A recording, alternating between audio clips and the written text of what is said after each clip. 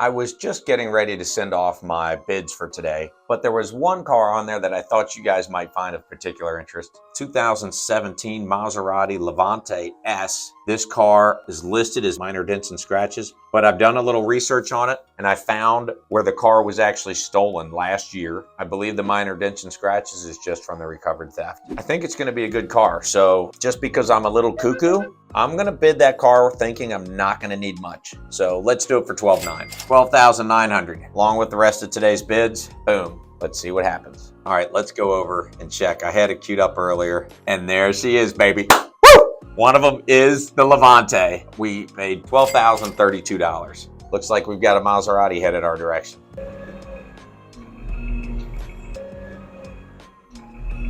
Look what I found. Our Maserati finally showed up from Virginia, the Levante SQ4. I've been looking forward to this thing arriving for 2 weeks. Had all kinds of troubles getting the thing shipped out of Virginia. Had a guy cancel on us, and then we had another one no-show, but we finally got the car. My wife used to drive a Maserati, and we just loved it. So been really looking forward to this one. You might recall it's a recovered theft unit, so let's see what we've got.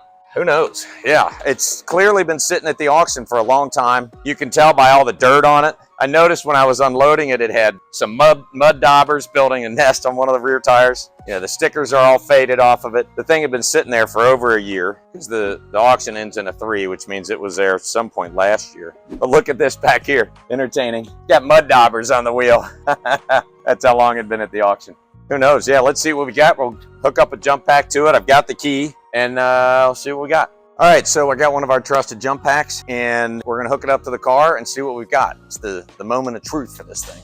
The big fear with all of these high-end exotics is, do they run? Do they need engine work? Are they gonna be ticking or knocking or whatever? Hopefully we can just hook up the jump pack and the thing starts. Here's your positive terminal for the jump pack, and then we'll just put the negative right on the side of the engine. Let's see, here we go, right on the valve cover, there. I'll power that up and then let's see what we got. Oh boy, the moment of truth. Hopefully I don't get infected just getting in the thing. Oh my gosh. I guess when you steal a car, you don't bother to clean it. Amazing what we find in these things sometimes. All right, well, we do have power. It's lighting up the cluster. So let's see what happens. I've got the key, foot on the brake, nothing. Got a message that the key's not detected, even though I'm holding the key in my hand. So that's very common with the theft cars, because what you love to do when you steal a car is cut off the communication with the car and the outside world. And one of those antennas actually works the key. So it's really common that the keys don't communicate with theft cars and the antennas are going to be separated or cut. So we'll look into that in a minute. What you can do to get around that with most cars, including Maseratis, is you just take the key itself and you push it against the button. So that's what we're going to do. And nothing. Try again. Oh, there we go, baby. Got a couple lights, but I'll take that. A check engine light, you never like that on a Maserati. We've also got a tire light. It was just scrolling through a second ago. It was showing routine maintenance overdue. It was showing the right rear tire wasn't reading the sensor. So we probably have a sensor that went bad. Service air suspension, that's pretty common because when you're picking it up and down with the forklifts, it gets the suspension all out of calibration. Yeah, here we go. Look, the back right tire is at 9 pounds. So that's your tire light. This car is pretty nasty. Let's take a look. Let's see if we can get in the back. Just do a walk around on this one real quick. Obviously it's dirty. Oh, look at that. The hatch even works. You might not want to touch it though, because it's pretty dirty. Okay, the headliner's been torn down, which again, very common. The antennas are back here. And look at this, it's been disconnected. This is the module that controls the antenna that's right in the center rear of the roof. They've torn this down, disconnected some wires from it, so we'll have to get into there and figure that out. I suspect we don't have any reception on the radio either, and we'll have some communication errors. This is taken out, which is a little interesting. I wonder why. The tray's out, your typical garbage that you get with a theft car. The rest of the car, it's interesting. This window's all the way up, this one's cracked. On these Maseratis, when you grab the handle, there's a touchpad on the back of the handle that activates with your human touch, which drops the windows down, probably from having a dead battery. Let's just see if this one resets itself. So it's down. No, so we're gonna have to do something there. Get these windows working right. Let's see if this one works. Yep, you see how it kicked down?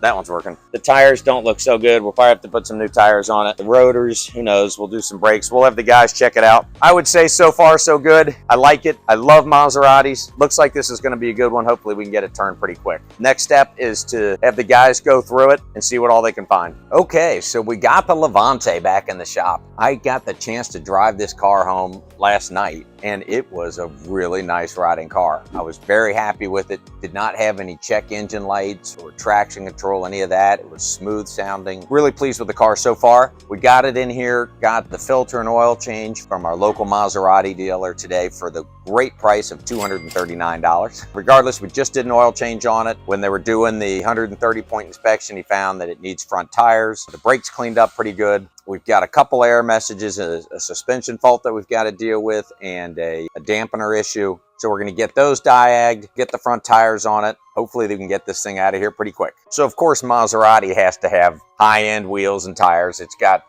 this has Michelin's on it right now. Looks like it's pretty good. They're super sport tires, so they don't come with a lot of tread. You can see that the tread bar is pretty far down. So that's actually a good tire. The fronts though, a lot of times you get cornering issues with the fronts. Oh yeah, see, look at this one. You see the inside edge of this tire, it's starting to break apart, and it's already all the way down smooth. So it is going to need a front left tire. With it being all-wheel drive, you got to do them both. I agree with the front tires. The Maserati Levante SQ4 is getting close to completion. We did end up having to put all 4 new tires on it because it is an all-wheel drive car and we had the bad tires on the front. We took it through our front line, did some brakes, did an oil change. We are having a problem with the leather on the dashboard, so let me show you what's going on. These cars are notorious for this. This is the 3rd time I've had to do this to a Maserati. When they sit at the auction, they sit out in the hot sun, and the leather that they put on the dashboard actually shrinks. So what we had to do is have our windshield guy come and cut the windshield out of the car so that we can re-stretch the leather on the dashboard. There's some wrinkles here from the leather drying and shrinking, and it's pulled back off the front edge of the dashboard, and it's done it on both sides. So our interior guy will come, he'll soften up the leather, he'll re-stretch it, get it glued back down, then we'll put the windshield back in. After this, we should be finished. We got the ride height sensor on it, which should take care of our last error code. So we'll see. So the Maserati Levante is finally finished. Just came back from detail. This is one that I wish I could just keep for myself. Just a fun car, but unfortunately you can't keep them all. She's getting ready to go over to the sales lot and see what kind of numbers we can get out of it. All right, I've come upstairs to get away from the shop for a couple minutes. Want to take a look at the numbers on the Maserati Levante.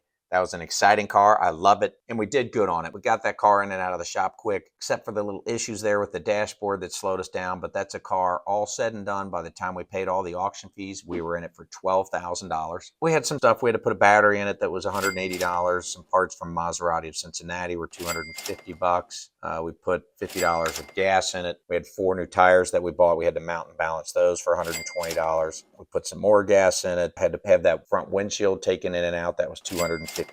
We spent another $300 with the interior guy re-stretching that leather. We had the car detailed for $300, and then had to have our other detailing company come back and redo the detail for another $170. But all said and done, we only had $2,160 into that car. So that is really good. That's what you want. You get it in and out quick, and you don't have a lot of time, labor, money, parts. So we bought the car for $12,000. We're sitting in it at $14,160. Ours is the pearl white on the outside. It's got that white leather interior on the inside. It is a good looking color combination, and that's going to help a lot. Plus, ours has super low miles compared to the market. Remember, we're in the mid-30s. The market on that car is almost 70,000 miles. So we're 30,000 miles under, and ours is the S, so it's got the higher horsepower engine. So I'm going to go a little aggressive on the price. I think we can get 80% a book on that car. So we're going to price it out there at $23,000, $22,995 for a car that books at 26, but I think we can do it. And as a matter of fact, we sold that that car. We put it on the lot last Thursday and it sold on Saturday. That car only lasted 2 days on the market, and we ended up getting more than we were asking for it. We put it out there at $22,995. The person that came in and bought it ended up financing it through us. We made a $175 stipend from the bank for doing the loan. We were all in at $14,160. That's a profit of $9,011. That's a home run. That's what we're talking about. Sometimes I think I'm going crazy when I go buying these exotics, but it's ones like that that make me keep coming back.